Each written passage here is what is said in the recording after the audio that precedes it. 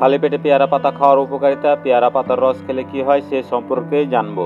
পেয়ারা পাতা চা নিয়মিত খেলে রক্তে বাজে কোলেস্টেরলের মাত্রা কমে এবং ভালো কোলেস্টেরলের পরিমাণ বাড়তে কাজ করে। এতে রয়েছে পটাশিয়াম, এক খনিজ ব্লাড প্রেশার নিয়ন্ত্রণে রেখে হৃদযন্ত্রের স্বাভাবিক কার্যক্রম বজায় রাখে। তাই নিয়মিত পেয়ারা পাতার জুস কিংবা চা বানিয়ে খেতে পারেন। খালি পেটে পেয়ারা পাতা খাওয়ার উপকারিতা। সকালে ঘুম থেকে উঠে খালি পেটে পেয়ারা পাতা চিবিয়ে খেলে অনেক রোগ থেকে মুক্তি পাওয়া যায়। জেনে নিন খালি পেটে পেয়ারা পাতা চিবানোর উপকারিতা সম্পর্কে। সকালে খালি পেটে পেয়ারা পাতা চিবিয়ে খেলে হজম শক্তি ভালো হয়। এতে পেটের সমস্যা যেমন বদহজম, কোষ্ঠকাঠিন্য, গ্যাস, অ্যাসিডিটির সম্ভাবনা কম। তাই পেয়ারা পাতা খাওয়ার শুরু করুন।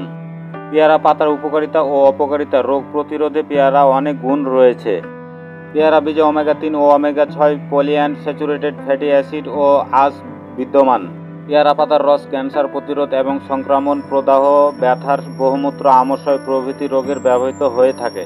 পেয়ারা পাতার ব্যবহার। ফলের মতো পাতায় ভিটামিন বি এবং সি রয়েছে, যা চুলের বৃদ্ধির জন্য প্রয়োজনীয় কোলাজেন বাড়াতে সাহায্য করে। পেয়ারা পাতার উপকারিতা অনেক। এতে অ্যান্টিঅক্সিডেন্ট, অ্যান্টি ইনফ্লেমেটরি এবং অ্যান্টিমাইক্রোবিয়াল বৈশিষ্ট্য রয়েছে, যা মাথার ত্বক স্বাস্থ্যকর রাখতে সাহায্য করে।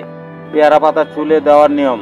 আপনার চুলে প্রায় শুকিয়ে গেলে তা ভাগ করুন এবং পেয়ারা পাতা মিশ্রণ ব্যবহার করা শুরু করুন। এটি আপনার মাথার ত্বকে কমপক্ষে 10 মিনিটের জন্য মাসাজ করুন এবং পুরো মাথার ত্বকে লাগিয়ে নিন। মাসাজ রক্তচাপ উন্নত করে, যা ফলিগুলোকে বেশি পুষ্টি পেতে সাহায্য করে। এভাবে 2 ঘন্টা পর্যন্ত রেখে দিতে পারেন।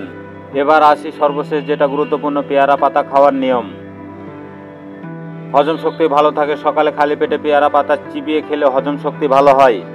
এতে পেটের সমস্যা যেমন বদহজম, কোষ্ঠকাঠিন্য, গ্যাস, অ্যাসিডিটির সম্ভাবনা কমে। তাই প্রতিদিন সকালে পেয়ারা পাতা চিবিয়ে খেতে হবে। ওজন কমাতে সাহায্য করে।